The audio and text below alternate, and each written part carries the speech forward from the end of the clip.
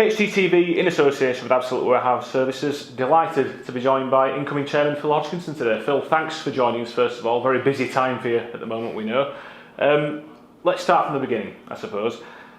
Rightly this weekend the focus has been on Dean Hoyle and his final home game and the kind of end of a 10-year era for the club, a very successful one. Equally, it's been a big weekend for you as well. Just give us your thoughts on and your feelings from that announcement on Friday to sat here now. It's been a real whirlwind.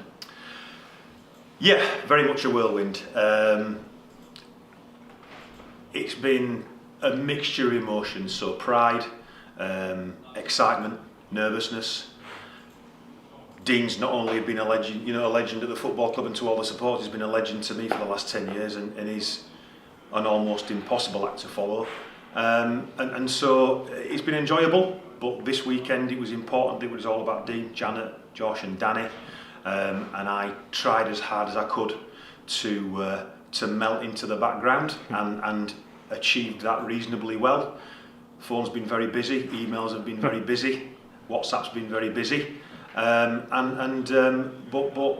in all, it's proud.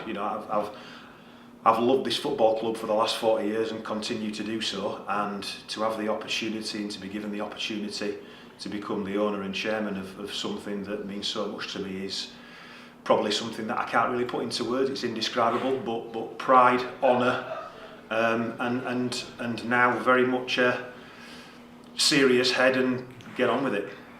Dean, from day one, when he walked through the door, has been very clear about what would happen next when his tenure comes to an end, and he's made a very big, important point throughout that his legacy and what comes afterwards was very important to him, and that he wanted someone that would have the best interests of the club at heart, whatever comes. The fact that he's made such a point of saying that he phoned you, he started the conversation with you, that must make you immensely proud in itself. Yeah, it's almost made the things that could cross my mind from a negative perspective a lot easier, because Dean did make contact with me. It was a shock and a surprise, and I know Dean, but it was more from the point of view that I never thought that this opportunity would come along. And so to have Dean actually contact me and say, come and see me and I want to talk to you about this, was unbelievable. And to have his rubber stamp in that way means the world to me. It's incredibly important, and so again it makes me feel quite proud that someone of Dean's stature and for what he'd done for the football club felt that he could contact me and that I was the right person to take over from him and move his legacy forward. There's always a conflict between heart and head. I'm sure as a fan in your heart you're thinking, yes, let's go, but did you have to think long about it? Because it is a hell of an undertaking, isn't it, to be chairman of a now Premier League football club, soon to be Championship? I think insofar as thinking about it, obviously we've been going through a lot of negotiation and the legal aspect of things for the last 4.5-5 months. In reality, once I'd sat down with Dean and he told me what he wanted and what the opportunity was, no, didn't have to think about it for a second. Let's talk about your early days as a fan, your first memories. We know that you used to be a young terrier, you were part of that fans group, but when did your love for Huddersfield Town start, and how did it come about as well? Is it a family thing or another reason? It wasn't a family thing as such, no. So my mum brought me to my first game at Leeds Road on my birthday, 31st of March 1979. We played Hartlepool, won 2-0. I also found out 2 or 3 weeks ago through having a conversation with Dean that was his first game as well, which was quite surreal. Incredible. And I remember being sat on the front row to the right hand side of the old main stand at Leeds Road with my feet on the wall, and that's my only memory of it, that particular game. And thereafter my mum took me to quite a few games. They were home games, and as I got older I joined the Young Terriers. I was in the Ray Wilson team, I remember that, Huddersfield Sports Centre, with Steve Kinden, and went to every home game and a lot of away games through the Young Terriers until I got into my mid-teens when I could start going to games myself, and then I went everywhere home and away with my mates, and that continued, season ticket every season, ended up being a box holder and a sponsor. So there hasn't been a year in the last 40 years where I've not watched Huddersfield Town. So and passionately. This is the important stuff. This is what people remember. Favourite players, favourite moments as a Town fan? Oh, you know, so there are so many. I'd probably say if I start right back in the early days, favourite players in his first spell, Mally Brown, big Mally Brown, Mark Lillis, Steve Kinden. I'm trying to think through then. Colin Russell, moving through the years. Duncan Shearer, Phil Starbuck, really used to love Phil Starbuck. Peter Butler, loved Peter Butler, proper midfielder, proper hard man, and something that I've thought over various seasons that we've missed. I used to think Peter Butler was fantastic, and then the obvious ones as you go through the years. Jordan Rhodes was always going to be a favourite. Andy Booth. Goalkeeper Steve Francis, loved Steve Francis as a keeper. Thought he was fantastic, brilliant keeper. Nico Vassen, great keeper, and I could go on and on and on. I've still got autograph books at home from when I was a kid, and full with the pictures in and so on. I've got boxes full of programmes in my loft from probably every season for the last 40 seasons that my wife desperately wants me to throw away that I never will. And yeah, high points. The most recent high point, obviously, the playoff final at Wembley, but there's been lots of others. Every playoff that we've won down at Cardiff, Wembley against Sheffield United. Any game that we've won against Leeds is a high point, and any game that we've lost is a low point. And there are just so many. I've been to so many games over so many years. You can reel them off, but. A definite low point was Man City away 10-1. I was there, soaked. That was a very forgettable evening. And the one that really sticks in my mind that I've never really ever gotten over was the Birmingham game at home when we got relegated. That hurt.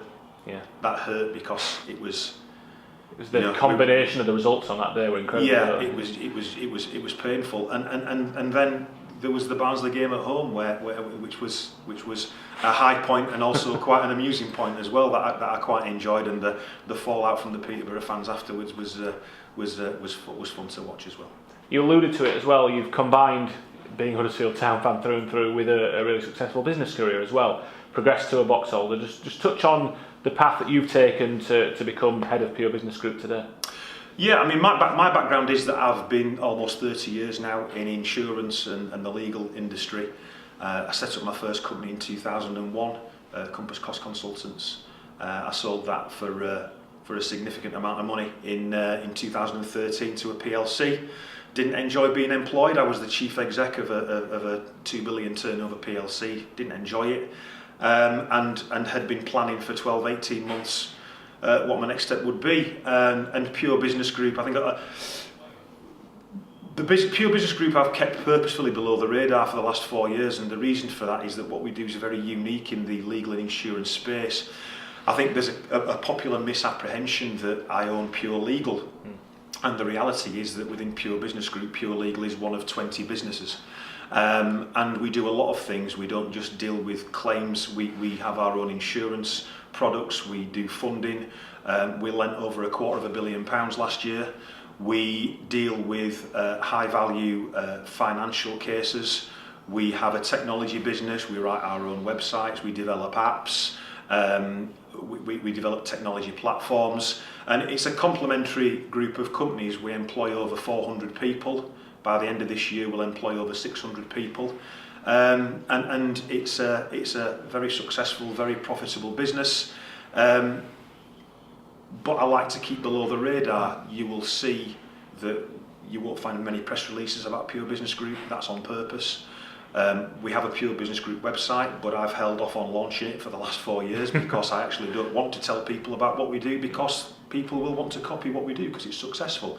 That website launches in the next month because it has to now for obvious reasons, and that'll give people a bit of a feel. But Pure Business Group, it provides lots and lots of services within the legal and insurance sector.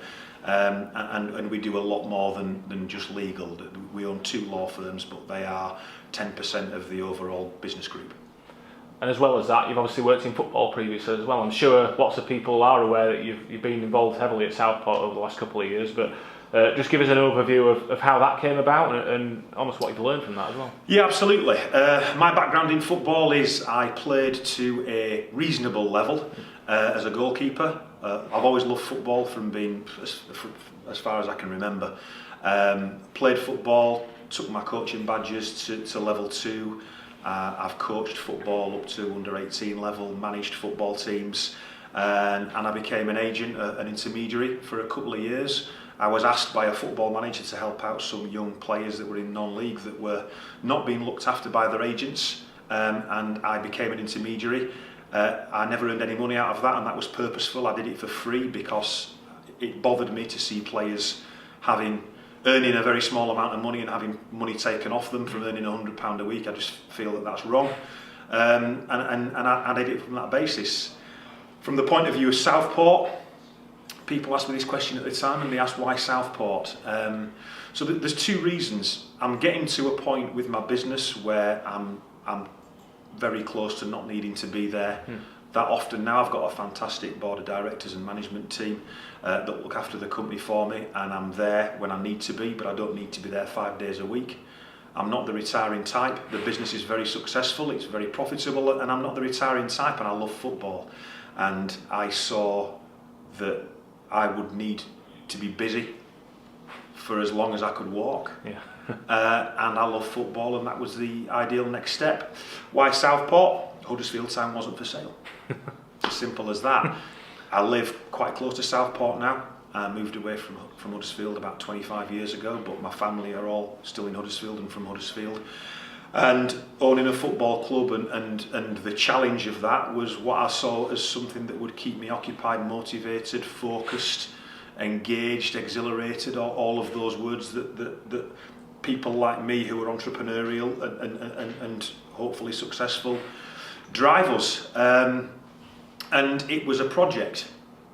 And I like to think that what I've done at Southport is leave them in a much better position. Last season alone, I invested personally over £2 million into the football club, redeveloping the main stand and increasing the budgets and so on. And we had a successful season, and I learnt a lot from that. Even though it's on a much smaller scale than Huddersfield Town, the numbers are much smaller and everything's much smaller. Everything's the same, just on a smaller scale. So it was a really good learning curve. When this opportunity came up, impossible to turn down. If I hadn't have taken the opportunity when Dean approached me, it would be something that I regret for the rest of my life, and I'm not somebody who likes to live with regrets. Absolutely. Significant amount of money you just talked about investing into Southport. Rightly or wrongly, the perception will be that, like you just alluded to, the numbers at Huddersfield Town, the jobs have similarities, but the numbers will be far bigger here, or the necessary numbers. When I talked about how long it took you to make a decision to kind of accept Dean's proposal, or however you phrase it, that was one of the things I was alluding to. How much of a consideration was that in terms of, Dean's talked about this a lot, how rich is rich when it comes to football, how much money is necessary. How much did that play into your mind? It wasn't a concern for me. The reality is, I wouldn't be doing this if I couldn't afford to do it. I wouldn't be doing this if I didn't have the money personally, the personal wealth to invest in the football club at this level. I know exactly how much money I'll need to put in over the next 10 years. It doesn't worry me, it's not daunting, it's not a concern. And I'm not doing this because Dean's approached me and I've got the opportunity. I'm doing it to be successful. Anybody who knows me knows that I do not like losing at anything. I don't like losing football matches, and I'm not doing this so that Huddersfield Town can be average. I'm doing this because I believe that I can take us on the next part of the journey, continue Dean's legacy, continue with all of the amazing work that Dean, Janet, Josh and Danny have done with the football club, but I also believe that this football club will be successful and that I can help with that. As much as you absolutely have to follow your own beliefs and create your own path here, how much do you value having Dean Hoyle as a 25% shareholder for the future and leaning on him in terms of what he can help you with over the course of time? Immeasurable. Whilst I've got 2 years experience of running a football club, this is a whole different ball game. And the reality is that if Dean wasn't prepared to be there for me and stay on board and keep some shareholding, then it would take me far longer to get my feet under the table, to learn the ropes of this football club internally. It's all right knowing the football club as a fan, but let's not pretend that as a fan you only know 5% of the truth. And whilst people can speculate, that's the reality of it. And so having Dean there it was a must for me.